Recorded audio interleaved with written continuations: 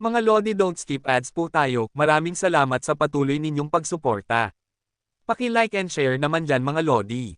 At sa mga gustong mag-donate sa ating GCash or regular na load, mag-comment lang po tayo. Para patuloy tayong makapag-upload ng mga bagong kabanata. Marami pong salamat. Subaybayan natin ang kwento ng isang kabataang nangarap para sa kanyang mga mahal sa buhay. Mula sa pinakamahina tungo sa pinakamalakas. Alamin natin ang kwento ng kanyang buhay. Kabanata 2841 hanggang Kabanata 2850. Kabanata 2841.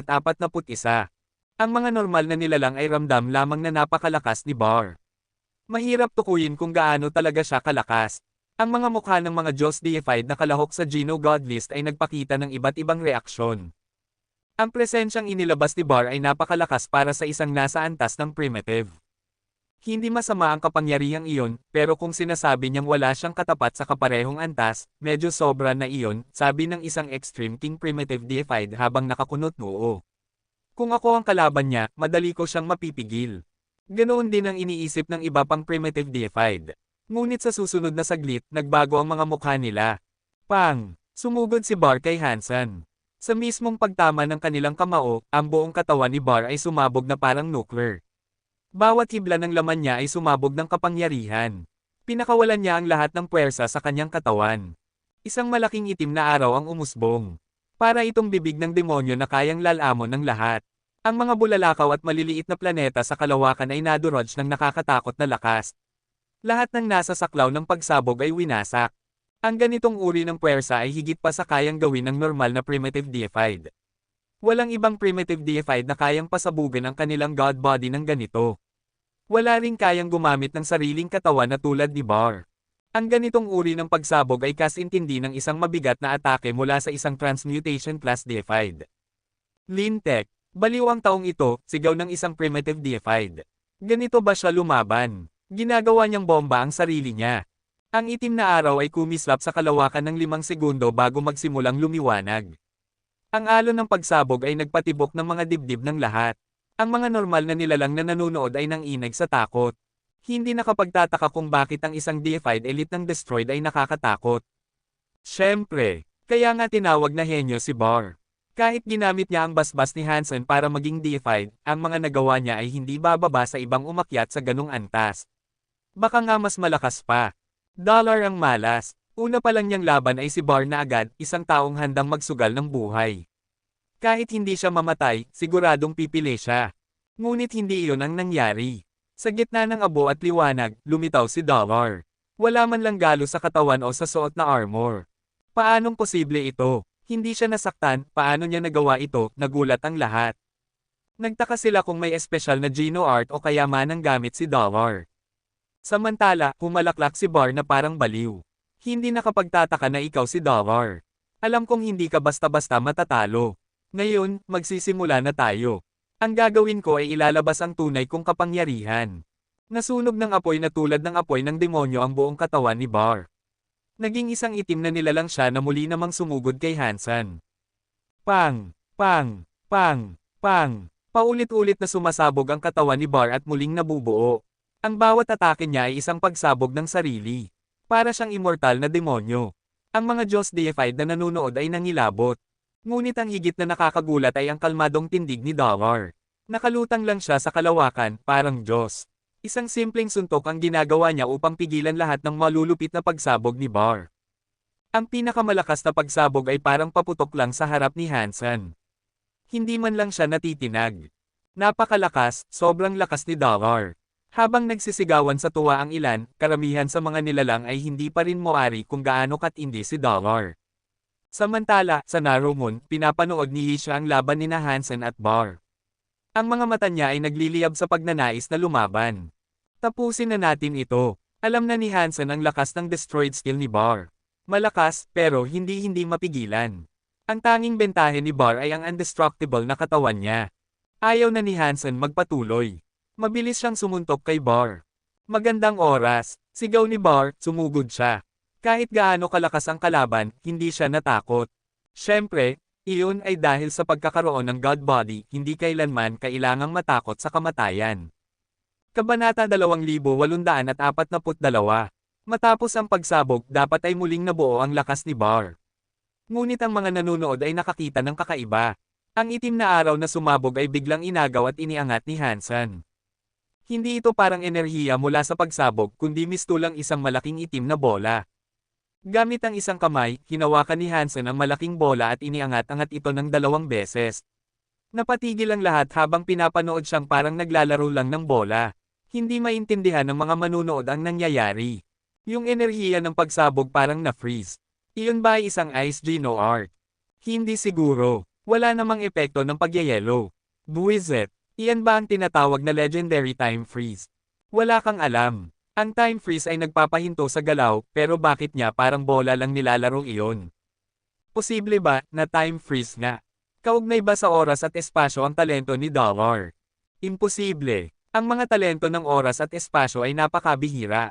Ano ang tsansa na magkaroon noon ng isang galing sa maliit na lahi? Kung hindi oras at espasyo, paano niya magagawang ganito? Maraming deified elites ang nagulat. Maging si Baibuhi, pangalawang tiyo ng Extreme King, ay namutla. Talaga bang talento ng oras at espasyo iyon? Akala ko si Sacred Leader lang ang may 2 talentong iyon. Pati ba itong si Dollar? Mahirap tukuyin, pero mukhang ganoon nga, sabi ng isang Extreme King Elder na nakakunot noo.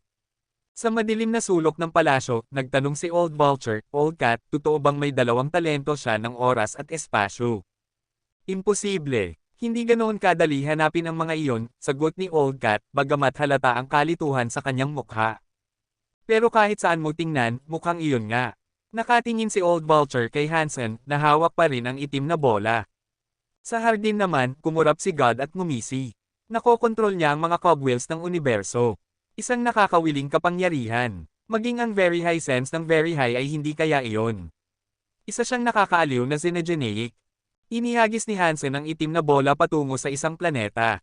Pagbagsak nito, nabura ang planeta na parang wala. Muling lumitaw si Bar, galit na galit at susugod sana, ngunit malamig na sinabi ni Hansen, kung lalapit ka ulit, gagawin kitang bola magpakailanman. Nakaramdam ng kilabot si Bar. Kahit may immortal siyang katawan, ang manatiling bola habang buhay ay mas masahol pa sa kamatayan. Sa ngayon, primitive class pa lang ako. Magiging transmutation muna ako bago kita ulit harapin, sabi ni Bar habang nagngangalit ang ngipin. Alam niyang wala nang saysay ang lumaban, kaya't umatras siya at iniwan ang Geno Godlist. Nanalo si Dollar, pero iniwan niya ang lahat ng may malalaking katanungan. Maging ang matatandang nilalang ay gustong malaman kung sino ba talaga si Dollar. Ang tanging kasagutan, isang tao. Umalis si Hansen mula sa Geno Godlist bilang kampyon. Bumalik siya sa hardin at muling nagmukhang bata. Ayaw niyang gamitin ang sobrang lakas niya. Ano ang tawag sa Geno art na iyon? Tanong ni God na nakangiti. Bakit ko sasabihin sa'yo? Malamig na tugon ni Hansen. Alam niya ang ugali ng Diyos, hindi ito madaling magalit, parang kaya lang siya asarin ng kahit sino. Habang nagsasalita, nagbuhos siya ng tsaa. Tumawa si God, at hindi na muling nagtanong. Pinanood na lang nito ang susunod na laban. Humiga si Hansen sa upuan. Gusto rin niyang mapanood ang laban ng susunod dahil nandoon si Golden Brawler.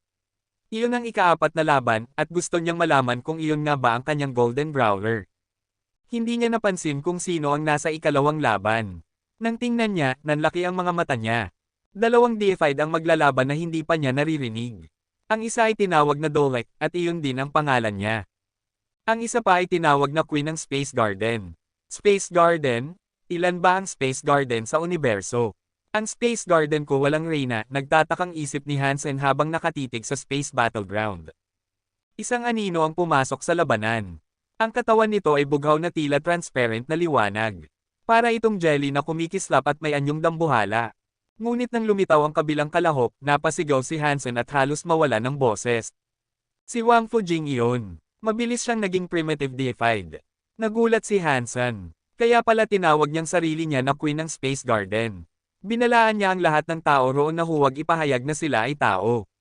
Malamang nasa Space Garden na si Wang Fujing, kaya iyon ang ginamit niyang pangalan sa laban. Hindi masyadong kilala ang Space Garden dahil ang mga flower god doon ay hindi sikat sa pakikipaglaban. Hindi rin kilala kung mayroon silang mga deified elites.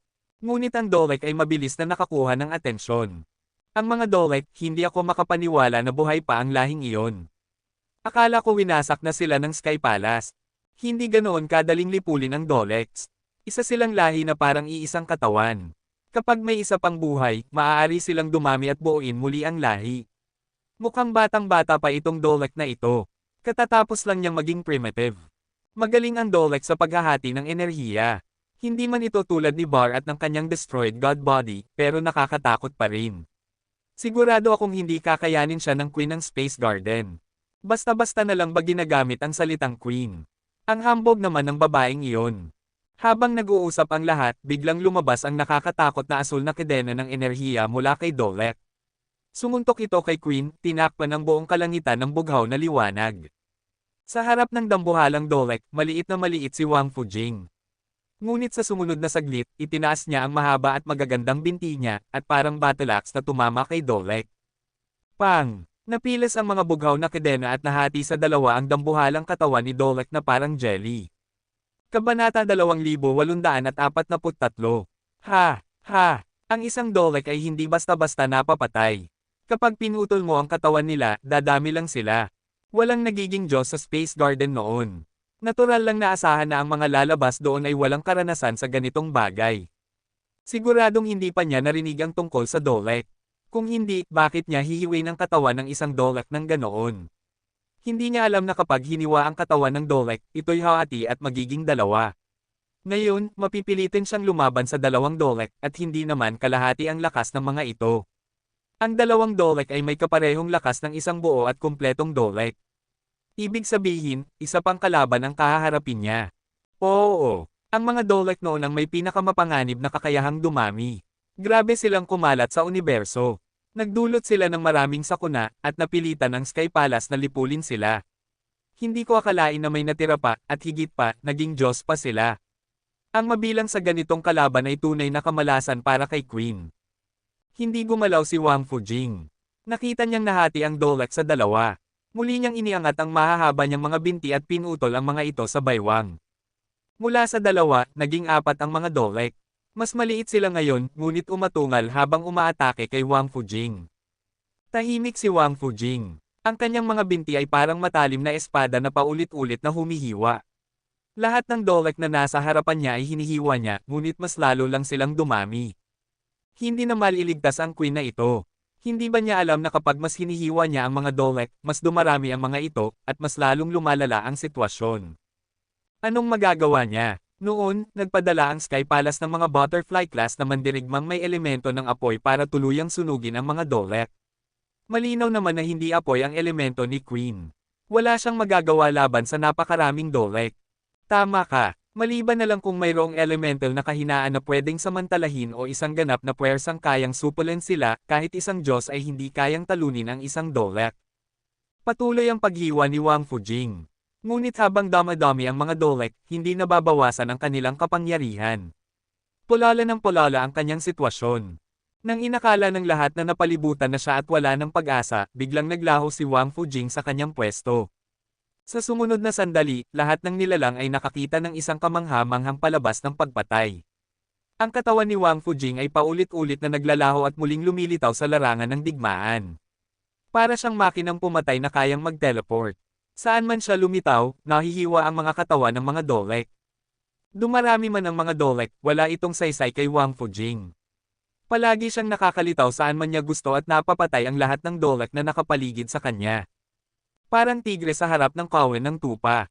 Gaano man karami ang mga ito, wala silang laban. Lahat sila'y nalilipol. Walang hanggang teleport, walang tigil, kahit isang tunay na Diyos ay wala nito, hindi ba? Gulat na tanong ni Dragon 8. Kung wala siyang ganoong talento, kahit isang tunay na Diyos ay hindi magagawa ang ginagawa niya, kumpiyansang sagot ni Dragon 1. Saan nanggaling ang Queen na ito? Mayroon siyang nakakatakot at walang hanggang kakayahan sa teleportation at perpektong kasanayan sa pagpatay na parang makina. Isa siyang reyna ng kamatayan na isinilang para lumaban. Sa larangan ng digmaan, kahit milyon ng hukbo, mamamatay sila kung gugustuhin niya. Maging ang mga karaniwang nilalang ay nabighani sa nakikita. Sa nakamamanghang kapangyarihan at kagandahan ni Wang Fujing, tulala silang lahat. Sayang. Kung hindi lang siya nakatagpo ng isang Dalek sa kanyang walang hanggang teleportation at perpektong kasanayan sa pagpatay, kahit isang transmutation deified creature ay wala siyang kalaban-laban. Nagningning ang mga mata ni Bar. Iniisip niya ang posibilidad na magkaroon ng ganoong teleportation power. Pinagninilayan niyang gamitin iyon kasabay ng kanyang destroyed skill, para siyang magiging lumilipad na bomba na maaaring sumabog saan niya gusto. Sayang nga, pero hindi ko iniisip na isa siyang flower god, sabi ni Dia Robert, habang nakatingin sa kanya ng may pagkalito. Matapos mag-isip sandali, sinabi ni Bar, narinig ko na ang Space Garden ay nasakop ni Hansen. Sigurado akong isa rin siyang crystallizer tulad ni Hansen. Hindi ko akalaing may iba pang mga henyo sa mga crystallizer maliban kay Hansen, sagot ni Dia Robert. Paano mo agad nakalimutan? Tugon ni Bar. Si Hansen ay may kapangyarihan ng pagbabasbas. Kahit gaano kaina ang mga djinn ng crystallizer, kapag nabasbasan sila niya, madali silang nagiging Diyos. Isa siya sa mga nabiyayaan ng basbas ni Hansen, kaya alam niyang kamangha-mangha talaga ang kapangyarihang iyon. Tama ka, tumanggo si Dia Robert. Parehong iniisip ng iba ang tulad kina Bar at Dia Robert. Lahat sila'y nag-iisip kung paano makukuha ang basbas ni Hansen para sa kanilang mga tao. Kung maaari lang, nais nilang si Hansen ay magbasbas sa bawat isa sa kanila. Ngunit masaklap, sinasabing nagtatago si Hansen sa Space Garden. Halos imposibleng makapasok doon. Kahit ang tatlong mataas na lahi ay hindi makapasok. Mas lalo pa para sa iba. Marami ang gustong lumapit kay Holy Pirate dahil siya lamang ang kayang maglakbay ng malaya sa universo. Ngunit tila naglaho na rin siya at walang nakakaalam kung nasaan siya. Maganda at nakamamangha ang teleportation killing ni Wang Fujing. Ngunit laban sa isang Dalek na walang katapusang damadami, wala rin itong silbi. Kahit ilang beses niya itong patayin, lalo lang itong dumarami. Nang makita ng lahat ang buong espasyo na puno ng Dalek, inakala nilang matatalo na si Queen. Kahit anong teleportation technique ang gawin niya, walang saysay. Bigla na lang lumitaw ang katawan ni Wang Fujing sa kalangitan. Hindi niya inatake ang mga Dalek na ngayoy parang dagat na. Nang akala ng lahat ay sumusuko na siya, bigla nilang nakita ang kanyang katawan na kumilos. Sa isang iglap, maraming anino ni Queen ang lumitaw sa langit. Parang walang katapusang bilang ng Queen ang sabay-sabay na umatake. Ang kanilang lakas ay parang pinagsamang makapangyarihang puwersa, parang isang makinang pamatay. Paulit-ulit nilang hiniwa ang mga Dalek mula sa malalaking piraso, naging mananipis na hiwa, naging maliliit na patpat, naging mga tuldok, hanggang sa tuluyang maging maliliit na molekula. Sa wakas, naglaho ang mga Dalek. Hindi na sila nabuhay muli. O Diyos ko, ano ang nakita ko? Sigaw ng isa, hindi lang basta mga anino iyon. Bakit may kapangyarihan silang lumaban at tunay na katawan? Anong klaseng kapangyarihan iyon? Hindi na nakapidyo si ikalawang Tiyo Baibuyi. Nanlaki ang kanyang mga mata at napasigaw, kapangyarihan ng oras at espasyo. Isa na namang kapangyarihan ng oras at espasyo. Kabanata 2844. Interesanting talento ng paggalaw sa oras at espasyo. Kailan pa naging ganito kahuhusay ang mga crystallizer? Nakapikit si God at tumingin kay Wang Fujing na maayos na lumabas ng entablado. Kumalog ang puso ni Hansen. Wala siyang sinabi. Alam niyang habang mas marami siyang binabanggit, mas malalantad siya. Hindi malinaw kung sinasadya, pero biglang tinanong siya ni God, ano sa tingin mo? Magandang talento iyon, pero sobrang mababa ang antas ng pagiging primitive deified, malamig na tugon ni Hansen. Walang halaga ang antas ng isang nilalang kung boring naman, mariing sagot ni God. Kahit maging tunay na Diyos siya, ang mga nakakaboard ay mananatiling boring. Siguro nga, pero wala akong interes sa iba pang nilalang, sabi ni Hansen. Ang gusto ko lang ay malaman kung makakapasok ako sa top 100 para makuha ang mga gantimpala. Kailangan mong magsikap pa, natatawang sagot ni God. Hindi mo ba nakikitang nagsisikap ako? Dinampot ni Hansen ang isang piraso ng karne mula sa Ink Feather Godbird. Bagong luto pa ito. Isinubo niya iyon at ginamit ang consume para linangin. Habang ginagawa ito, naghihintay rin siya sa ikatlong laban sa Geno Godlist na magsimula. Consume, iyon ang Geno art ng mga consume ants. Nakapagtataka na kaya mong gamitin ito at kainin ang mga xenogeneic genes para umunlad. Bihirang-bihira ang kapangyarihang ganyan sa universo, nakatitig na sabi ni God kay Hansen. Pwede kang kumuha kung gusto mo, nakangiting sagot ni Hansen. Kung ganoon, hindi ko tatanggihan. Akala ni Hansen ay biro lang iyon, pero seryoso pala si God. Dumampot siya ng karne ng Ink Feather Godbird at ngumata. Napuno ng mantika ang kanyang kamay at bibig. Ang sarap. Hindi na pinansin ni Hansen si God. Nang makita niya ang mga kalahok sa ikatlong laban, muntik na niyang isuka ang kakakain lang na karne ng Ink Feather Godbird. Space Garden? Sword Fairy? naiisip ni Hansen kung sino lang ba ang gagamit ng pangalang iyon. Maliban kay Gu Qingcheng, wala nang iba. At hindi nga nagtagal, lumitaw si Gu Qingcheng na nakasuot ng berdeng kasuotan.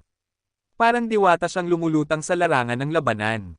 Ang kanyang kalaban ay isang deified mula sa Extreme King, at ang kakaibang pagkakataon, espada rin ang gamit nito, ngunit isang dambuhalang greatsword. Ha! Siya pala, gulat na sabi ni God nang makita si Gu Qingcheng. Alam ni Hansen na kilala ni God si Gu Qingcheng, pero nagtanong pa rin siya, ano? Kilala mo siya? Sikat ba siya? Isang napaka-interesanteng espiritu siya, ngiting tugon ni God. Isa siya sa iilang hindi humiling ng kahit ano sa harap ko. Hindi ko akalain na makikita ko siya rito. Siguradong magiging kapanapanabik ito. Naisip ni Hansen, hindi ako nagkakamali. Ang God na ito ang nakasalubong ng ikapitong grupo. Nang marinig ng maraming espiritu sa universo ang pangalang Space Garden, agad silang nabahala. May panibagong mga deified mula sa Space Garden. Noon, walang mga deified ang Flower Gods. Bakit ngayon ay dalawa ang lumabas? Ang mga nilalang na walang alam ay nagtanong-tanong, at hindi nagtagal, nalaman nila na si Hansen ang sumikop sa Space Garden. Hindi nakapagtataka kung bakit biglang dumami ang mga deified sa Space Garden. Nandoon pala si Godfather Hansen. Napakalakas ni Godfather Hansen. Ang kakayahang lumikha ng mga deified ay walang kapantay. Ang lakas ni Bar at Queen. Mukhang ang mga binasbasa ni Hansen ay mas malakas pa kaysa sa karaniwang deified. Baka nagkataon lang. Tingnan muna natin kung paano gaganap ang Sword Fairy. Hindi naman lahat ng binasbasa ni Hansen ay siguradong mas malakas. Sino ba ang nakakaalam? Pero para sa akin, napakalakas ni Godfather Han. Parang kaya lang niyang basta-bastang lumikha ng mga deified. Hindi magiging madali ang laban na ito. Kalaban niya ay isang deified ng Extreme King. Pagkasabi nito, inilabas na ni Gu Qingcheng ang kanyang espada. Isang mabilis na hiwa ang pinakawalan niya laban sa deified ng Extreme King. Saktong-sakto, malamig na sigaw ng kalaban habang itinaas ang greatsword. Sumibaw lang mga chain of substance na parang alon na rumaragasa patungo kay Gu Qingcheng. Kumislap ang liwanag ng espada ni Gu Qingcheng at bigla na lang lumusot sa espasyo.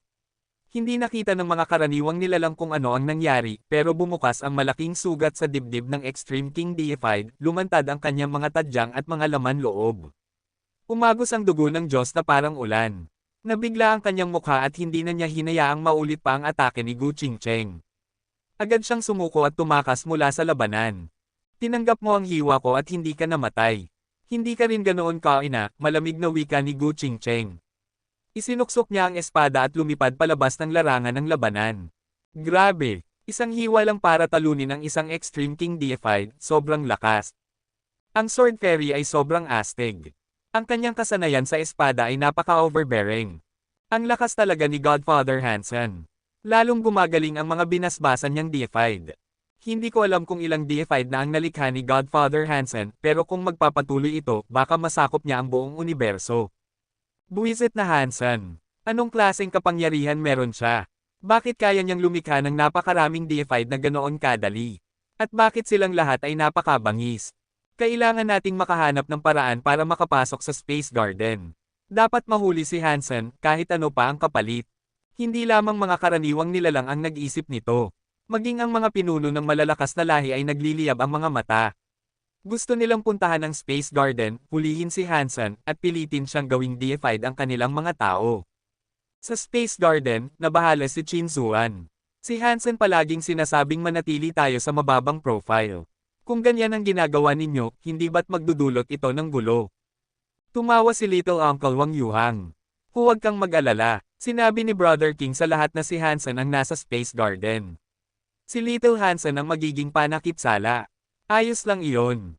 Ha, kararating lang ni Gu Qingcheng nang marinig ang sinabi ni Wang Yuhang. Hindi niya napigil ang matawa. Tumawa rin si Xi Jinping. Sa hinaharap, sisikat ng husto ang Space Garden. Siyempre, gagamitin natin ang pagkakataong ito para mapaganda ang pangalan ng Space Garden at makilala si Sanmo. Matutuwa siya. Tama, di ba? Si Bauer, na kumakain ng isang malaking prutas, ay pumapayag agad. Tumango siya ng tumango. Kitang-kita na gusto lang niyang makita ang kaguluhan kaysa mabagot. Ngayon, hindi masaya si Hansen. Sa unang 3 laban, 3 tao na, kabilang na siya, ang lumabas. Medyo sobra na iyon. Naisip niya, baka napansin ni God ang sitwasyon at sinadya ang mga laban na ito. Tinitigan niya si God na kumakain ng karne, pero wala namang kain na hinala sa kilos nito. Kaya't itinanggi niya ang hinala. Siguro hindi. Kung sinadya iyon ni God, hindi siya magugulat kay Gu Qingcheng. Baka nagkataon lang. Baka silang dalawa lang ang galing sa Space Garden. Habang iniisip ang posibilidad na iyon, lalo siyang nenas. Paulit-ulit na niyang pinaalala sa kanila na manatiling mababa ang profile. Pero alam niya, batay sa mga ugali nila, wala ni isa sa kanila ang marunong magtago. At dahil sa yaman ng Space Garden, mabilis ang kanilang paglakas. Kaya imposibleng manatili silang tahimik. Panginoon, tulungan niyo ako. Huwag niyo sanang hayaang matuklasan ng mga halimaw na ito na tao sila. Hindi pa rin alam ni Hansen na siya na ang ginawang kambing na panakip sala ng Space Garden na ngayoy puno ng mga deified. Kabanata 2845. Kung ang Golden Growler ay talagang ang si Little Gold, nag-aalala si Hansen kung sino ang kanyang makakalaban. Bagamat tatlong salita lamang ang bumubuo rito, agad mong malalaman kung anong uri ng lahi ang Ancient Thunder God. Isa itong nakakatakot na nilalang. Ang Ancient God ang lahi na may pinakamaliit na bilang sa tatlong mataas na lahi. Halos hindi na daragdagan ang kanilang populasyon. Bawat henerasyon ng Ancient God ay bunga ng isa na namamatay at muling nabubuo. May Ancient God origin si Hansen mula sa Ancient Water God. Sa hinaharap, maaari siyang maging bagong Ancient Water God. Noon, nakita ni Hansen ang Ancient Water God na umatake sa Geno Hall.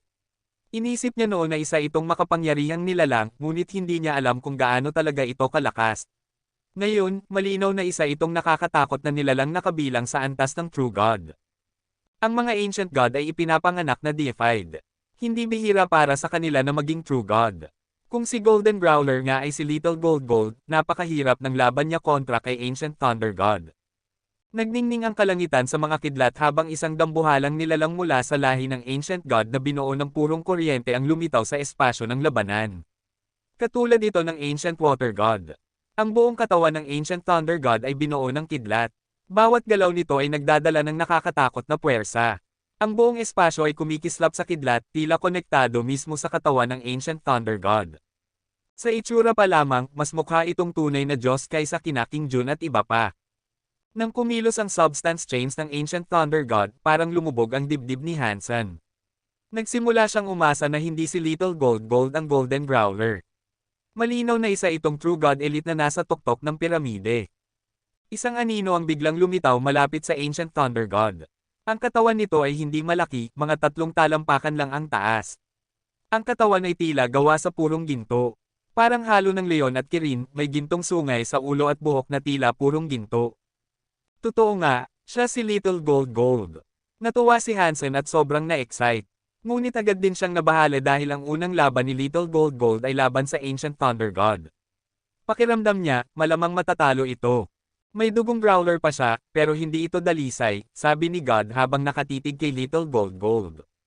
Nang makidnap si Little Gold ng berdeng buhok na halimaw, nalaman na ni Hansen ang dugo ng growler na meron siya. Ngunit hindi iyon ang iniintindi niya ngayon. Ang mahalaga ay manatiling ligtas si Little Gold sa laban kontra Ancient Thunder God. Sa universo, iilan lang ang nakakakilala sa dugo ni Little Gold. Dahil hindi dalisay, medyo naiiba rin ang itsura nito sa mga sinaunang growler. Tanging pinakamatatandang nilalang lamang ang nakakakilala kung ano ang Golden Growler.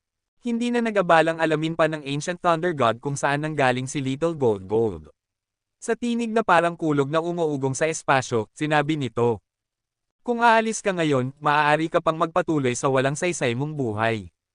Tinitigan lang ni Little Gold ang Ancient Thunder God gamit ang mga mata nitong tila gintong salamin. Hindi siya nagsalita o umatras mula sa labanan. Tumigil sa pagsasalita ang Ancient Thunder God. Ang kanyang mga mata ay nag-ipon ng matinding kuryente at biglang naglabas ng 2 sinag ng kidlat na dumiretso kay Little Gold. May sapat na lakas iyon para sumabog ang isang higanting planeta. Isa talaga siyang True God. Bulalas ni Hansen nang makita ang nakakatakot na kidlat. Ang mga Ancient God ay paborito ng universo. Ipinapanganak silang deified, at pinakamalaki ang tsansa na maging True God. Sayang lang at mahirap silang dumami. Kung madali, buong universo na sana ang nasakop nila, komento ni Dia Robber.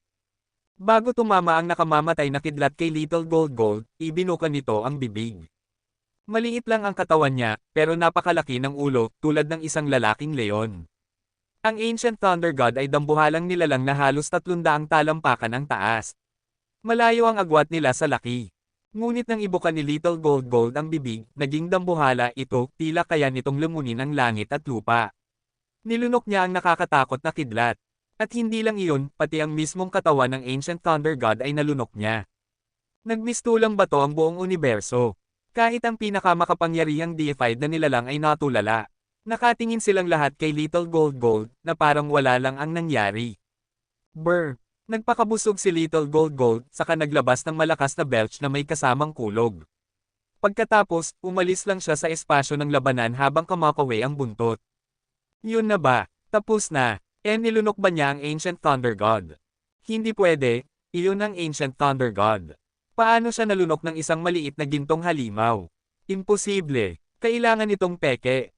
Peke ka dyan. Kita nyo ba ang rango sa Geno God List? Umakyat ang pangalan ng Golden Growler. Diyos ko, anong klaseng nilalang iyon? Napakalakas. Nagulantang ang buong universo. Walang nakaisip na ang makapangyarihang Ancient Thunder God ay malulunok lang ng isang maliit na gintong halimaw. Habang namangha ang mga karaniwang nilalang, ang mga tunay na makapangyarihan ay seryoso ang reaksyon. Nilamon ng Dragon Phoenix. Nilamon ng Ancient God. Nagpapatuloy ang dugo ng mga Growler, seryosong sabi ni Viking. May dugo pa ba ng Growler sa universo? Nagulat si Old Vulture at iba pa. Buhay pa ang dugong Growler, magugulo na ang buong universo. Sa pinakamataas na palasyo ng Very High sa Outer Sky, isang matandang lalaki ang dum-ilat at matamang tumingin sa espasyo ng labanan. Ha! Ha! Dapat lang manginig ang buong universo. Bumalik na ang hari ng Empty Mountain. Masayang sigaw ng berdeng buhok na Growler. Nagbalik ang mga Growler. Ang walang kapantay na halimaw ng Empty Mountain ay nagbalik. Nagulat si Hansen, ngunit hindi na niya inisip kung Golden Growler nga iyon o hindi. Ang mahalaga, napakalakas na ni Little Gold Gold. Sobrang natuwa siya para rito. Napakalakas na niya sa maikling panahon. Kailangan ko pang magsikap. Kumuha si Hansen ng malaking piraso ng karne ng Ink Feather Godbird at isinubo. Pinabilis niya ang proseso ng refinement. Deified Gin Dagdag 1. Umalangaw-ngaw ang anunsyo sa kanyang isipan.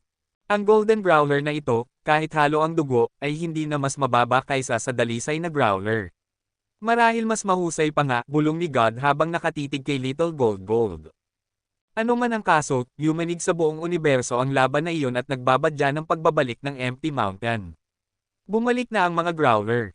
Kabanata 2846. Dumiretso si Hansen sa Nine Defense Palace. Bago magsimula ang susunod na laban, umaasa siyang maaabot na niya ang Butterfly class. Ngunit hindi naging madali ang pag-angat ng kanyang gene. Dahil nasa Larvae class na siya, hindi gaanong nakakatulong ang pagkain niya ng mga low-class deified xenogeneic genes. Kailangan niya ng mga Larvae class deified genes para tumaas ang kanyang gene tally. Ito lamang ang paraan para makuha niya ang kinakailangang dami ng deified genes. Siyempre, pinakamaganda kung butterfly class deified genes ang makuha niya dahil mas marami siyang makukuha mula rito. Pero ang mga xenogeneic sa Nine Defense Palace ay karamihan nasa primitive class lamang. Ang mga nilalang tulad ng Time Ghost, kahit nakakulong, ay hindi niya kayang patayin. Kaya mabagal ang kanyang pag-usad. Sa kabutihang palad, ang susunod na kalaban ni Hansen ay isang transmutation deified lamang. Matagal pa ang laban kaya nagawa niyang manalo ng madali. Sa ikatlong laban niya, katulad din, Larvae class na xenogeneic na mukhang dambuhalang dragon. Hindi ito tunay na banta kay Hansen. Gusto niya sana itong patayin, pero nang matalo, agad itong sumuko at tumakas. Lahat ng laban ay naipanalo ni Hansen. Ang pangalang Dollar ay nagsisimula ng maging kilala sa buong universo. Sa kasamaang palad, abala si Hansen sa pag-eensayo. Wala siyang oras para subaybayan ang laban ng iba. Hindi niya alam na ang pinakasikat na pangalan ay hindi Dollar, ito ay ang mula sa Space Garden, Hansen. Walang deified sa Space Garden, pero 7 sa kanila ang sumali sa God Fights. Kahit puro primitive class lang, kakaiba ang ipinakita nilang kakayahan. Maliban sa isa na malas at nakalaban ng Butterfly class xenogeneic kaya natalo agad, ang 6 ay umabot hanggang ikatlong round. Oo, sinuwerte rin sila dahil hindi sila nakalaban ng malalakas sa unang 2 round. Pero nakakamangha pa rin ang ipinakita nilang lakas at galing. Halos lahat sila ay pinakamalakas na halimbawa ng isang primitive deified. Kaya inisip ng lahat na ito ay dahil kay Hansen. Kaya naging mainit na paksa sa universo ang Space Garden at si Hansen kahit hindi niya ginamit ang tunay na pangalan sa laban. Ang galing talaga ni Godfather Hansen. Sina Sword Fairy, Queen, at Dragon Lady Chef ay mas malakas kaysa sa iba. Gusto kong pumunta sa Space Garden. Sana basbasan din ako ni Godfather. Pagkatapos, makakasali rin ako rito. Para sa akin, mas malakas ang babaeng galing sa demon na nakasuot ng lila at ang babae mula sa feather. Hindi ko inasahan na maging deified din si Teacher Exy, at miyembro pa siya ng Space Garden. Pero malas niya, nakalaban agad ng very high true god class kaya napilitan siyang sumuko. Ha! Ha! 7 ang deified ng Space Garden. Si Teacher Exy lang ang malas. Kahit si Wang Yuang na pinakamahina, sinuwerte at 2 mahihinang primitive deified Xenogeneic ang nakalaban. Kaya umabot din siya sa ikatlong round. Sayang lang at hindi sumali si Godfather Hansen sa laban. Kung sumali siya, siguradong mas kapanapanabik. Kailangan pa ba niyang sumali?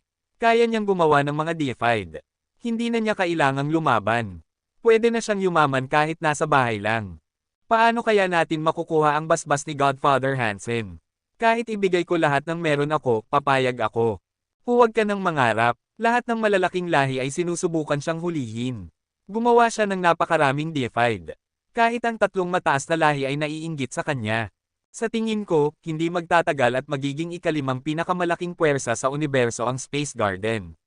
Baka malampasan pa nito ang 4 na nangunguna. Mabuti pang sumuporta na tayo ngayon. Kung lumaki sila, tayo ang unang kikilalanan. May punto ka. Kung suswertehin at makakatulong tayo sa kanila, baka basbasan din tayo ni Godfather Hansen. Kapag nangyari iyon, magiging deified din ako at makakasali sa God Fights. Sikat na ako noon. Ano kaya magandang pangalan? Space Garden? Cow God. Ano sa tingin nyo? Maraming ordinaryong nilalang ang pinag-uusapan ito. Gusto nilang makipag-alyansa sa Space Garden pero hiwalay ito sa lahat. Walang nakakapasok kaya walang nilalang na makasali.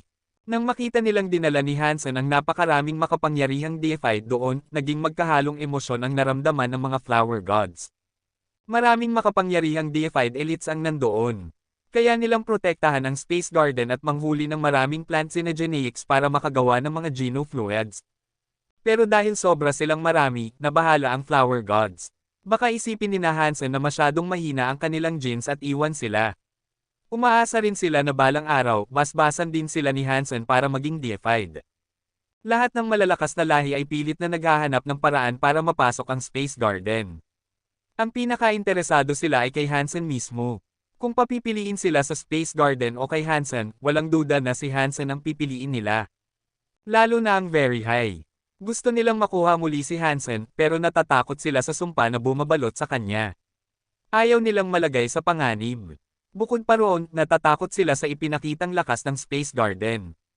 Habang lumalakas si Hansen, lalo silang naiirita. Marami ring naghahanap kay Holy Pirate dahil siya lang ang nakakapunta sa Space Garden ng walang pahintulot. Kahit ang kapwa niya pirata ay hinahanap siya, pero tila naglaho talaga ito. Malungkot si Holy Pirate. Palihim siyang naglalakbay sa Extreme King, laging kinakabahan. Nangako siya kay Hansen na ililigtas ito mula sa Extreme King. Pero matapos ang ilang beses na subok na palpak, sumuko na siya. Nang magsimula ang Geno God List at naging malaking usapan ng Space Garden, pati si Holy Pirate ay naging target ng buong universo. Sa kabutihang palad, magaling tumakas si Holy Pirate. Kung hindi, matagal na siyang nahuli. Kahit may pangalang Holy, wala siyang kabanalan. Isang magnanakaw lamang siya sa universo. At dahil napakalaki ng universo, wala halos lugar na hindi niya mapuntahan. Kahit ang outer sky ng very high ay kaya niyang pasukin. Doon siya unang sumikat bilang magnanakaw. Hindi alam ng iba na nagnanakaw siya. Ibinabalik niya agad ang mga bagay na nakuha niya sa very high, kaya pinapalusot siya. Sa laban, alam niyang hindi niya kaya ang pinakamalalakas sa very high o Extreme King. Lahat ng iyon ay mga top class deified. Hinahabol si Holy Pirate ng matatandang makapangyarihan, kaya nagtatago siya sa Extreme King. Plano niyang dalhin si Hansen at ipasok ito sa Space Garden. Kapag kasama si Hansen, makokontrol niya ang Space Garden, perpektong pugad para sa isang magnanakaw. Para na rin siyang hari. Ginamit ni Holy Pirate ang kanyang kapangyarihan para makalusot sa seguridad ng Extreme King. Sa wakas, nakarating siya sa King's Garden kung saan naroon si Hansen. Alam niyang may isang tinatawag na Holy Baby roon, estudyante ni Viking. Pero nang sumilip siya, wala si Hansen. Nakita lang niya ang isang dalagang tahimik na nakaupo at nanonood ng laban sa Gino Godlist. Kabanata 2847. Magaling siyang magtago ng presensya. Kahit mga True God elites ay maaaring hindi siya matagpuan, kaya paano nagawa ng batang babae iyon? Siguro nagkataon lang. Masusing tiningnan siya ni Holy Pirate. Isa siyang sky girl na mukhang mahina. Hindi siya mukhang deified, kaya nakahinga siya ng maluwag. Kilala niya halos lahat ng elite sa Sky Palace, kaya nakapagtataka na hindi niya alam kung sino ang batang babae. Nag-teleport si Holy Pirate sa harap ng dalaga. Inilabas niya ang isang kutsilyo at itinapat sa leeg nito. Huwag kang sisigaw. Kapag ginawa mo, papatayin kita. Kung naroon si Hansen, magluluksa siya ng 3 segundo sa pagkakamali ni Holy Pirate. Hindi niya namalaya na naglakas loob siyang bantaan ang Diyos. Kaunti lang na nilalang sa universo ang gagawa ng ganoong bagay. Bahagyang kumurap ang Diyos habang nakatitig kay Holy Pirate at nagtanong, ano ang gusto mo? Kailangan mo lang sabihin sa akin kung nasaan si Holy Baby. Gawin mo iyon, at pakakawalan kita. Kung hindi, haha, malamig na natawa si Holy Pirate. Ang talam ng kanyang liwanag ay halos damaykit na sa balat ng Diyos. Gusto mo ba talagang malaman kung nasaan siya? Nagulat na tanong ng Diyos habang nakatingin kay Holy Pirate. Mas mabuti pang maging tapat ka, malamig na sagot ni Holy Pirate. Pareho tayong makikinabang dito. Tinitigan siya ng Diyos at nagtanong, iyon ba talaga ang gusto mo? Ano bang pinagsasasabi mo? Nagtanong ako, kaya mas mabuti pang sumagot ka agad. Kung puro kalokohan lang ang sasabihin mo, puputulin ko ang dila mo. Naiinis na si Holy Pirate, hindi niya namamalaya na ang inis na iyon ay nagmumula sa kaibuturan. Sayang at hindi niya naisip na ang Diyos mismo ang nakaupo sa pribadong hardin ni Hansen. Ang pakiramdam ng pagiging magnanakaw ay lalong nagpapakaba at nagpapairite sa kanya. Ngumiti ang Diyos at sinabi, nasa 9 Defense Palace siya. Nag-isip si Holy Pirate na may kakaiba sa batang babae. Sa halip na matakot sa sitwasyon, nagawa pa nitong ngumiti. Ang kanyang kalmadong aura ay hindi pangkaraniwan. Ngunit dahil nahawakan na niya ang buhay ng dalaga, nilamon ng kanyang kaiabangan ang kanyang katinoan. Tinanong niya, anong ginagawa niya sa 9 Defense Palace, at kailan siya babalik. Pumunta siya sa 9 Defense Palace para manggaso ng Xenogeneics. Ilang araw na siyang wala. Hindi ko alam kung kailan siya babalik, pero siguro malapit na rin. Mas mabilis nang sumagot ang Diyos ngayon. Nang marinig iyon, napakunot noo si Holy Pirate. Alam niya ang 9 Defense Palace, sobrang higpit ng seguridad doon. Kahit kaya niyang lampasan ang mga restriction, mahirap lusutan ang mga deified elites na nagbabantay. Tinanong niya ang Diyos, sino ang madalas pumupunta rito? Kapag nandito si Holy Baby, may tagapagturo na pumupunta araw-araw para turuan siya ng asal, sagot ng Diyos. Pero mula nang pumunta siya sa 9 Defense Palace, wala nang ibang pumupunta rito. Natuwa si Holy Pirate. Ayos, hihintayin ko na lang siyang bumalik. Hindi ako pupunta sa 9 Defense Palace. Dahil maayos na nakikipagtulungan ang dalaga at hindi nagsisisigaw, inalis ni Holy Pirate ang kanyang kutsilyo. Tinitigan niya ang Diyos na nakabalat kayo bilang isang batang babae at sinabing, basta't makikinig ka, hindi kita sasaktan. Pero kung gagawa ka ng kalokohan, huwag mo akong sisihin kung magiging malupit ako. Tiningnan niya ang paligid, pero wala namang kakaiba sa hardin.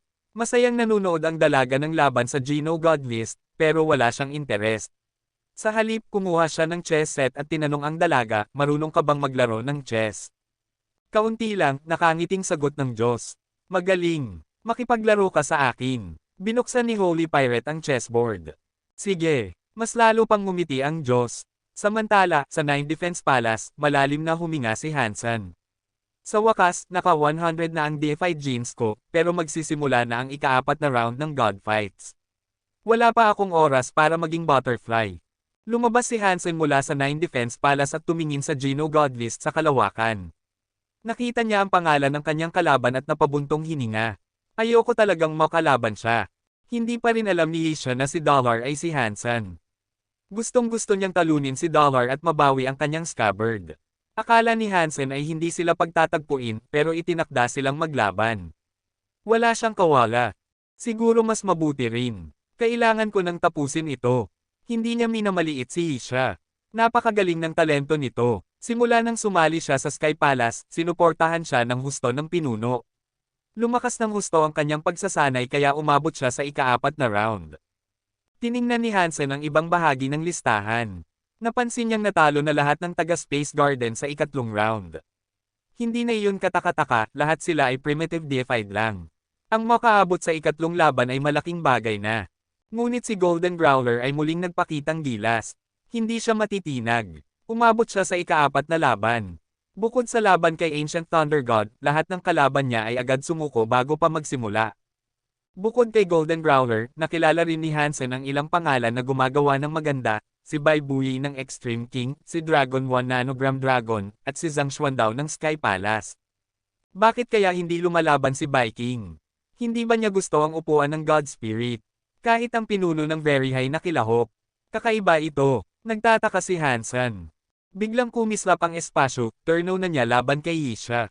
Walang pag-aatubili, nag-transform si Hansen sa kanyang adult form, sinuot ang kanyang armor, at pumasok sa battleground.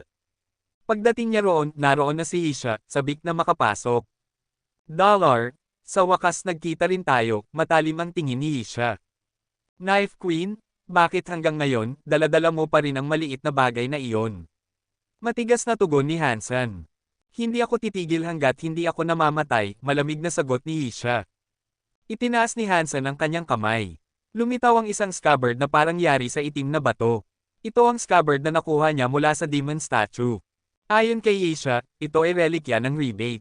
Pero alam ni Hansen na ang alpha ng Rebate ay isang babae, samantalang ang knife mind na iniwan sa loob ay sa isang lalaki. Kaya matagal na siyang nagdududa. Naaral na ni Hansen ang knife mind, kaya hindi na ganoon kahalaga sa kanya ang scabbard. Ganito na lang, kung manalo ka, ibabalik ko ito sayo. Hawak-hawak ni Hansen ang scabbard na parang isang kutsilyo. Kabanata 2848. Ang lilang enerhiya ng kutsilyo ay naging isang umuungal, lumalamon, at nakakatakot na multo. Tumaga ito papunta kay Hansen. Ngumiti si Hansen. Ginamit niya ang kaluban sa kanyang kamay na parang kutsilyo at itinulak ito pasulong. Ngunit hindi ginamit ni Hansen ang kapangyarihan ng teeth knife. Gumamit lang siya ng purong lakas para tabasin ang papalapit na teeth knife ni Yisha. Pang! Nagbanggaan ang dalawang kapangyarihan sa kalawakan. Ang lilang maltong enerhiya ay nahati ng kaluban na hawak ni Hansen. Ang lila ay naglaho na parang tutubi na nawala sa hangin. Talagang naabot mo na ang larva class, wika ni Hansen. Sa ganitong uri ng pagsasanay, mas mahusay ka pa kaysa sa dating Rebate Alpha. Alam ni Yisha na walang silbi ang atake niya laban kay Dollar.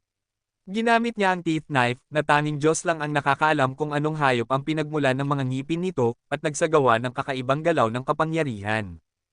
Hindi talaga ang teeth knife ang gumagalaw. Ang espasyo sa paligid ang kumikilos. Hindi umaapaw ang lakas ng teeth knife. Nananatili itong mababa at mahinhin, ngunit ang enerhiya sa paligid ay nahigop ng teeth knife. Ang teeth knife, na parang kristal o jade, ay biglang nagkulay lila at naging malalim na parang ngipin ng multo na galing sa impyerno. Ang galaw ng kapangyarihan na ito ay parang teeth power, pero kakaiba rin. Anong uri ng kapangyarihan ito? Nagulat si Hansen, pero agad din niyang naunawaan. Ang mismong teeth knife ang umabot na sa antas ng deified, habang si Yisha ay nasa larva class pa lang. Ang ikalawang bahagi ay binago niya mismo. Ito na ang bersyong binago niya. Ano kaya ang pagkakaiba nito kumpara sa nakaraan? Hindi nagmadali si Hansen na umatake. Gusto niyang makita kung anong uri ng kasanayan ang binago ni Yisha sa pamamagitan ng teeth knife. Gusto niyang malaman ang kapangyarihan nito. Titig na titig si Yisha kay Hansen na parang handang sumikop. Ang galaw ng teeth knife ay humihina ngunit ang kulay nito'y mas lalong lumalalim. Ang lila ay halos maging itim. Nakaramdam ng kaunting takot si Hansen. Reaksyon iyon ng katawan kapag nalalapit sa panganib. Kaya't naging maseryoso ang kanyang mukha. Akala ko gusto mong tumaya. Sige, postahan tayo kung mabubuhay ka pa matapos ang isang hiwa ng aking kutsilyo, sabi ni Yisha. Ang teeth knife sa kanyang kamay, na parang pangil ng multo, ay itinataas sa ibabaw ng kanyang ulo at biglang tumaga kay Hansen. Nakita ni Hansen ang linya ng knife airs na nag-teleport sa kanyang harapan. Ang mga chain ng substansya nito ay mas manipis pa kaysa buhok, hindi nakikita ng karaniwang tao. Nagulat si Hansen. Kahit saan dumaan ang knife air, napupunit ang tela ng espasyo. Mas nakakatakot pa ito kaysa sa karaniwang kakayahan ng space element. Mabilis ang atake. Walang oras si Hansen para magdalawang isip. Pinuno niya ng lakas ang kaluban at hinarap ang parang sutlang knife air. Tahimik. Ang tibay ng kaluban ay maihahalin tulad sa isang deified treasure, ngunit nabasag ito ng mananipis na knife air. Patuloy pa ring lumapit ang nakakatakot na enerhiya sa katawan ni Hansen. Mabilis na gumalaw ang kanyang katawan. Kumislap siya palayo at ang nakakatakot na knife air ay dumaan sa kanyang balikat. Nadala nito ang bahagi ng kanyang baluti at piraso ng kanyang laman. Patuloy na lumalawak ang knife air. Saan man ito dumaan, kumakalat ang lila. Para itong tinte sa tubig, dahan-daang binabahiran ang paligid. Ngunit ang espasyo ay hindi tubig. Hindi ito dapat mabahiran, ngunit ang nakakatakot na lila ay tuloy-tuloy na pumuputol sa espasyo. Mula kailan naging ganito kakilabot ang teeth power? Nakakaya nitong punitin ang espasyo ng walang tigil. Nagulat ang maraming deified nang makita ang nangyayari. Hindi ito purong teeth power. Pinagsama ito sa isang uri ng cutting element power. Kahit si Dollar ay hindi kinaya ang talim nito. Mukhang napanday na ni Knife Queen ang teeth power hanggang sa bago nitong antas. Ang lakas nito ay kasing bagsik na ng mga pinakamapaminsalang Geno art sa buong universo, sabi ng pinuno ng Sky Palace habang hinihimas ang kanyang balbas at nakangiti. Humanga siya kay Yisha. Gusto pa nga niyang maging estudyante ito. Kahit hindi natuloy, hindi niya tinipid ang papuri sa dalaga. Mula nang dalhin ni Yisha ang rebate sa Sky Palace, tinrato niya ito bilang totoong estudyante. Kung hindi, hindi sana ito umabot agad sa ganitong antas. Isang nakakatakot na teeth knife. Simula ngayon, isa na ito sa pinakamahuhusay na Geno art sa universo, sabi ni ikalawang Tiyo Baibuyi. Patuloy na napupunit ang espasyo. Ang sugat sa balikat ni Hansen ay lumalala rin. Sa lakas ng kanyang xenogeneic na katawan, mabagal ito, pero unti-unti pa ring napupunit. Kumakalat ang lila sa sugat na para bang isang bunganga ng demonyo mula sa impyerno ang bumubukas. Napakalakas ng knife air, pero kung iniisip mong kaya nitong patayin ako, nagkakamali ka. Ako si Dollar. Hindi gumalaw si Hansen. Biglang huminto ang sugat sa kanyang balikat. Para bang nagyelo ito at hindi na kumalat pa. Pinilit ni Hansen na pahintuan ang ikot ng Universal Cogwheel. Huminto ang sugat pero wala siyang sapat na lakas para tuluyang baliktarin ang ikot nito. Kaya't hindi tuluyang nawala ang sugat. Kung hindi uobra ang isang hiwa, gagawa pa ako ng isa pang hiwa, malamig na sabi ni Yisha. Muling tumaga ang kanyang teeth knife. Wala siyang depensa, puro atake lang. Isang baliw na kasanayan ng kutsilyo na puro pag-atake. Sa lakas ng bagong nakakatakot na kapangyarihan ng teeth knife, kaya nitong tabasin ang lahat. Kung tamaan at mapatay ang kalaban, iyon na rin ang pinakamagandang depensa. Hawak ni Hansen ang basag na kaluban at mapait na ngumiti. Hindi niya man lang gusto ang kaluban. Gusto niya talaga akong patayin. Handa na sanang itaas muli ni Hansen ang kaluban pero napansin niyang may kakaiba. Sa lugar na nabasag, may kakaibang liwanag na lumabas. Ano ito? Paparating na ang knife air. Wala nang oras si Hansen para suriin ang kaluban. Habang umiilag, iniligpas niya ang ilaw ng kutsilyo. Sa sandaling nakaiwas si Hansen, ang teeth knife ni Yisha ay parang lilang kidlat na tumaga sa kinaroroonan niya kanina. Ngunit ang knife air na nabuo sa espasyo ay hindi naglaho. Sa halip patuloy itong pumuputol, hanggang sa malaking bahagi ng espasyo ay nabalot ng kulay lila.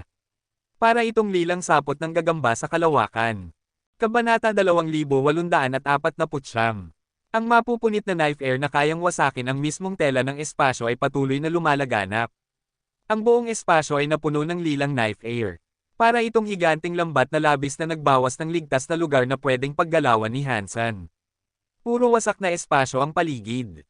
Kapag dumikit ang katawan ni Hansen sa napunit na espasyo, siguradong masasaktan siya. Sa kasanayan ng kutsilyo na ganyan, sa knife air na ganyan, natatakot akong tataas ang katayuan ng rebate pagkatapos nito, sabi ni Dia Robber. Sa pamamagitan lamang ng pagsisikap ni Knife Queen, hindi imposibleng makapasok siya sa top 100. Napakadelikadong babae. Ang kanyang knife air ay parang kahinaan ng destroyed god body, sabi ni Bar, kumikislap ang mga mata habang nakatingin kay Yisha. Tumango si Dia Robber. Oo, malakas ang iyong destroyed god body, pero kung makakaharap mo ang kanyang knife air, mawawala ang kalamangan mo. Patuloy kang mapupunit at mamamatay. Kapag nakaharap mo siya, dapat kang mag-ingat. Sa sandaling iyon, hindi iniintindi ni Hansen kung gaano nakakatakot ang knife air ni Yisha. Ang basag na kaluban sa kanyang kamay ay naglalabas ng kakaibang enerhiya.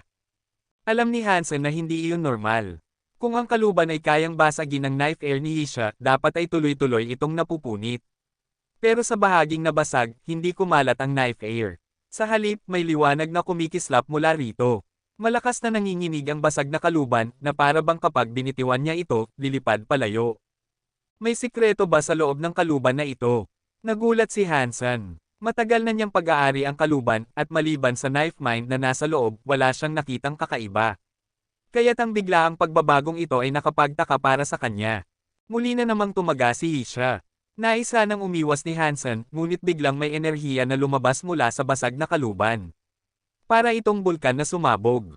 Habang pinapanood ng lahat ang mabangis na pag-atake ni Isha kay Dollar, patuloy na lumiit ang mga ligtas na lugar na pwedeng lipatan ni Hansen.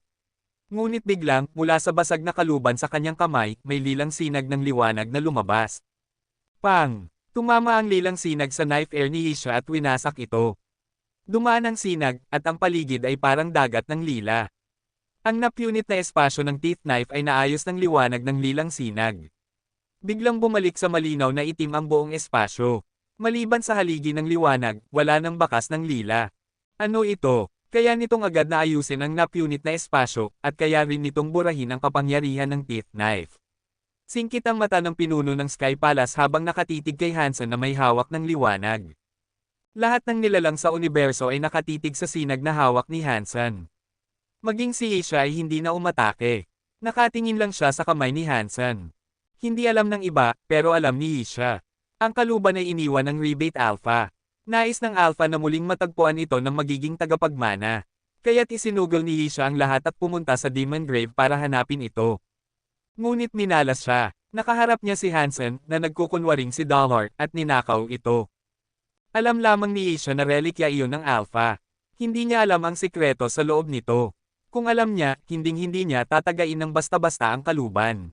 Kaya't nagtataka siya ngayon. Mas malakas na siya kaysa sa dating Alpha, pero ang liwanag mula sa kaluban ay nagawang durugan ang kanyang knife air. Nakakagulat iyon. Hindi iyon kapangyarihan na dapat taglayin ng kanilang Alpha.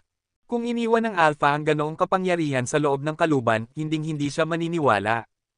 Matapos sumabog ang lilang liwanag, nagsimulang matuno ang basag na kaluban sa kamay ni Hansen. Ang itim na balot ng kaluban ay natunaw, at lumitaw ang mas maliit na kaluban na gawa sa parang lilang tanso. Pan ito ng magagandang ukit. Mula sa mga ukit lumalabas ang lilang sinag. Nang magsimulang kumislap ang mga simbolo, lumaki ang kaluban. Sa loob lamang ng ilang sandali, naging 3 talampakan ang haba nito. Unti-unting humina ang liwanag. Nang tuluyang mawala ang liwanag, nakita ni Isha at ng lahat ng nilalang sa universo na may hawak na bagong kaluban si Hansen, isang lilang kaluban na iba sa dating itim. Nakatitig si Isha sa lilang kaluban na puno ng pagkalito ang mukha. Hindi pa niya narinig na may isa pang kaluban na nakatago sa loob ng kaluban ng Alpha. Iyan ay Return Empty Scabbard, sa bulwagan ng Extreme King, isang matandang deified na Balbason at puting-puti ang buhok ang tumayo habang nanunood. Matama niyang tinitigan ang lilang kaluban sa kamay ni Hansen. Return Empty Scabbard. Biglang umalangaw-ngaw ang pangalan sa bulwagan. Elder Bao, sigurado ka bang iyan ang Return Empty Scabbard? Tanong ni Viking, seryoso ang mukha. Hindi ako nagkakamali. Iyan ay tiyak na Return Empty Scabbard. Noon, ang mga matatanda ng Extreme King's Knife King ay gumawa ng lahat ng paraan para hanapin ito, ngunit hindi nila nakita. Hindi ko akalaing hawak na pala ito ni Dollar. Dapat natin itong bawiin. Excited na excited si Elder Bao. Oo, ang Return Empty Scabbard ay kayamanan ng hari ng Extreme King. Hindi maaaring mapunta sa iba. Dapat natin itong ibalik. Dapat nating patayin si Dollar para mabawi ang Return Empty Scabbard. Alam ng Extreme King ang kasaysayan ng Return Empty Scabbard. Gusto na nilang makuha ito mula kay Hansen. Ang pangalang Knife King ay hindi ganoon kasikat sa universo. Ang alam lang ng mga tao ay isa siya sa mga hari ng Extreme King. Maikli lang ang naging panahon niya bilang hari. Ngunit sa loob ng hanay ng mga pinakamataas na kasapi ng Extreme King, ang reputasyon ni Knife King ay halos kapantay, at baka mas mataas pa, kaysa sa pinakaunang hari. Kasama ito sa pinakamalaking sikreto ng Extreme King na kakaunti lang ang nakakaalam. Kahit sa loob ng Extreme King, ang mga nasa mataas na posisyon lang ang nakakaalam. Isang sikreto iyon na ikinahiya nila. Sa kasaysayan ng Extreme King, may naging hari na naging papay.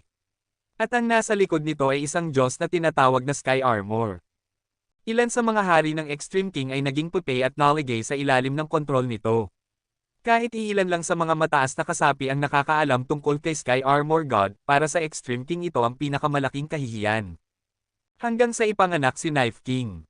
Ipinanganak siya sa kalawakan. Isang hiwa niya ay kayang palm unit ng siyam na kalangitan. Natalo niya si Sky Armor God at pinalaya ang Extreme King mula sa kontrol nito. Dahil sa labis na pinsalang natamo sa laban, labis ding naapektuhan ang kanyang buhay. Siya ang naging hari ng Extreme King na may pinakamaikling paghahari.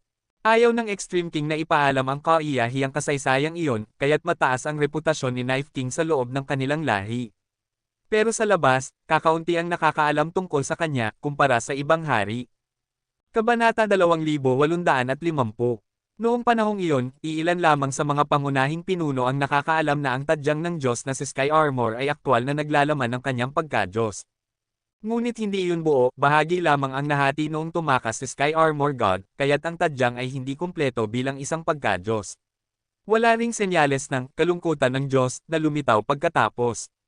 Kung tuluyang nahati ang pagka-Diyos at lumitaw ang kalungkutan ng Diyos, tiyak na naging tanyag si Knife King sa buong universo.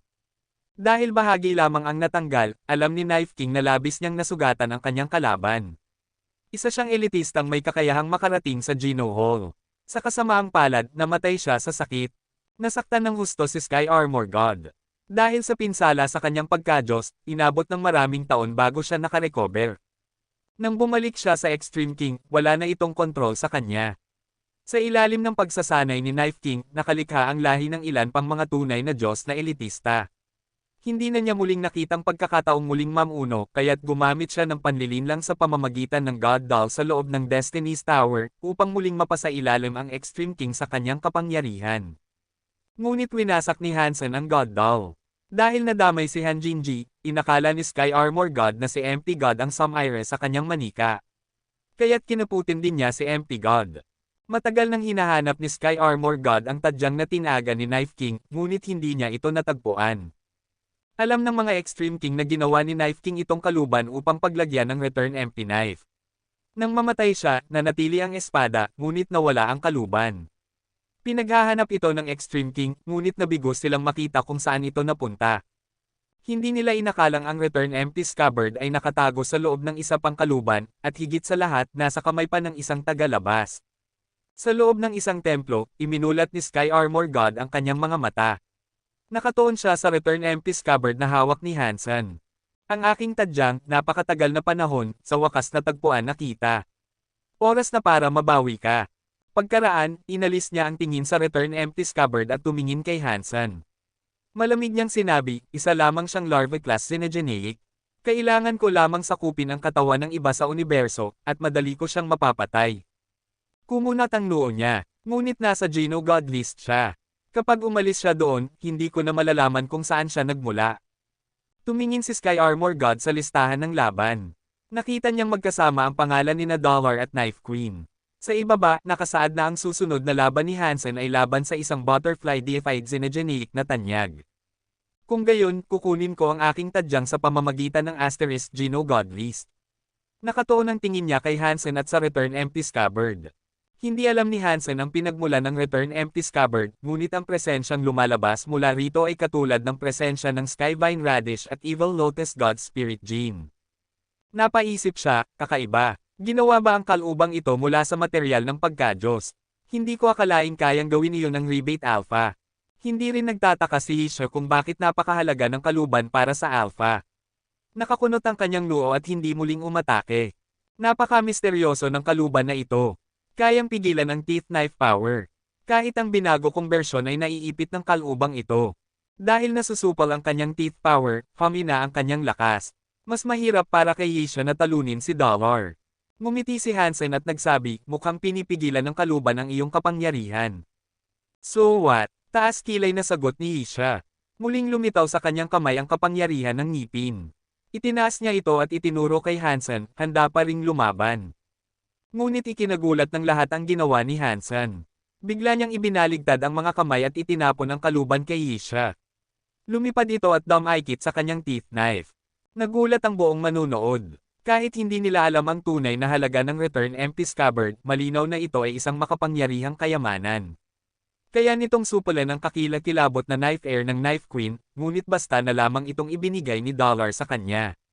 Maging si Asia ay namangha.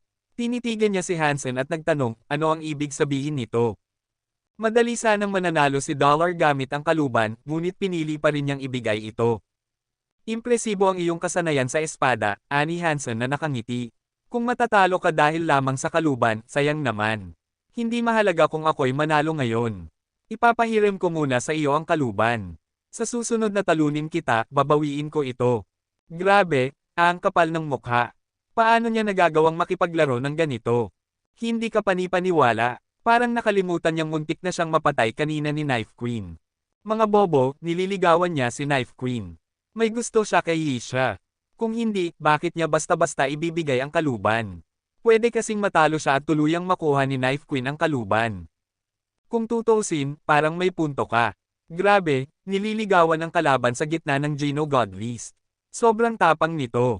Actually, ang gwapo niya, kung ako ang nasa lugar ni Knife Queen at ginawa iyon sa akin, pakakasalan ko siya.